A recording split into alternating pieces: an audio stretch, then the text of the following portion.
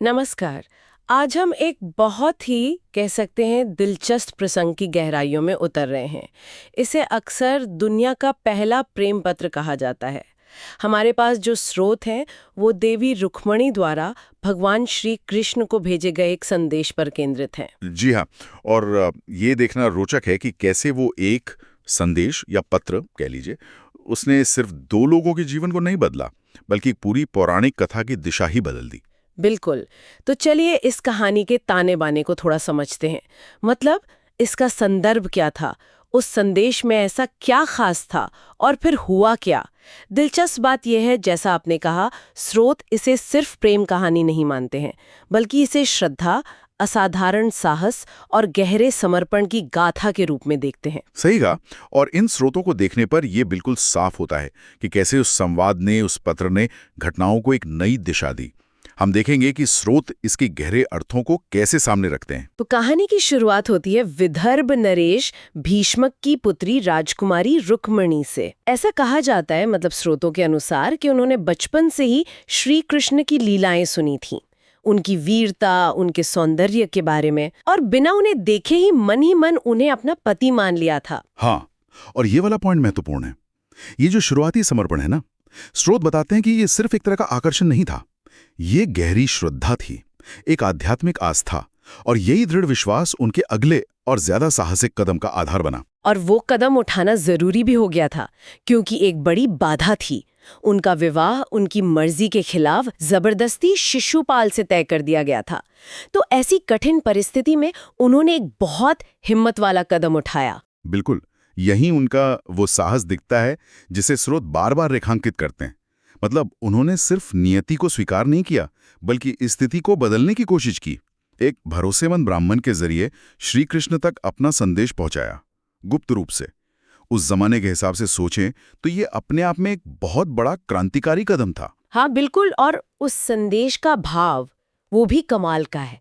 स्रोत बताते हैं कि उसमें लिखा था कुछ इस तरह से कि हे त्रिभुवन सुंदर, हे कृष्ण, मैंने आपको अपने पति रूप में मन, वचन और कर्म से स्वीकार कर लिया है।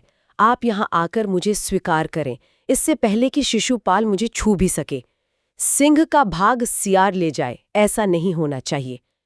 मतलब इसमें याचना भी है, एक तरह का अधिकार भी है, और अटूट विश्वास भी झलकता है। बहुत अच्छी तरह से बताया आपने। ये सिर्फ एक प्रेम निवेदन नहीं है, जैसा स्रोत साफ करते हैं। ये एक घोषणा है अपने चुनाव की, अपनी निष्ठा की, और साथ ही ये श्री कृष्ण की शक्ति में उनके अटूट विश्वास, उनके समर्पण का प्रमाण भी है। संदेश का हर शब्द उनके दृढ़ निश्चय को दिखाता है, उनकी आध्यात्मिक गहराई को दिखाता है। और स्रोतों के अनुसार श्री कृष्ण पर इस संदेश का असर तुरंत हुआ। बिल्कुल फौरन। उन्होंने जरा भी देर नहीं लगाई, वो सीधे विदर्भ पहुंचे और विवाह से ठीक पहले सबके सामने रुक्मिणी का हरण किया, और फिर बाद में द्वारका ले जाकर उनसे विवाह किया। कितना शक्तिशाली साबित हुआ वो संदेश। बिल्कुल। और स्रोत इस त्वरित प्रतिक्रिया को रुक्मिणी के संवाद की शक्ति का सबूत मानते हैं। वो पत्र महज शब्द नहीं थे, वो एक उत्प्रेरक था, एक कैटलिस्ट, जिसने घटनाक्रम को पूरी तरह बदल दिया। ये दिखाता है कि दृढ़ इच्छा शक्ति और स्पष्ट संवाद कितना असर डाल सकता है। तो कुल मिलाकर ये स्रोत हमें यही बताते हैं कि ये कहानी सिर्फ प्रेम की नहीं है, ये आस्था, हिम्मत और समर्पण की एक मिसाल है। एक राजकुमारी जिसने सामाजिक दबावों के बावजूद अपनी बात रखी, अपनी आवाज उठाई। हाँ, और ये दृष्टिकोण महत्वपूर्ण है। ये कथा अपने पौराणिक संदर्भ में व्यक्तिगत विश्वास की ताकत दिखाती है, साहसिक पहल के महत्व को उजागर करती है, खासकर तब जब स्थापित परंपराओं या सामाजिक अपेक्षाओं का सामना हो। ये उस विश्वास की शक्ति है जो फिर कर्म में बदल जाता है। तो हमने देखा कि कैसे रुक्मिणी का संदेश, जिसे दुनिया का पहला प्रेम पत्र कहा जाता है, वो असल में प्रेम से कहीं ज्यादा था। वो आस्था, साहस और गहरे समर्पण का संगम था। ये कहानी दिखाती है कि कैसे उन्होंने विपरीत परिस्थितियों में भी अपने मन की बात रखी, और श्री कृष्ण ने उस पुकार का, उस विश्वास का सम्मान किया। हाँ, और ये प्रसंग सोचने पर मजबूर करता है। स्रोत इसे श्रद्धा और साहस की जीत के तौर पर देखते हैं।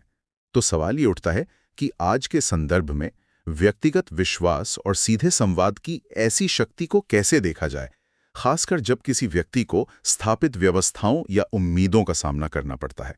ये कथा अपने सांस्कृतिक दायरे में ही सही, पर व्यक्तिगत एजेंसी, इच्छा शक्ति और विश्वास की भूमिका पर सोचने को प्रेरित करती है।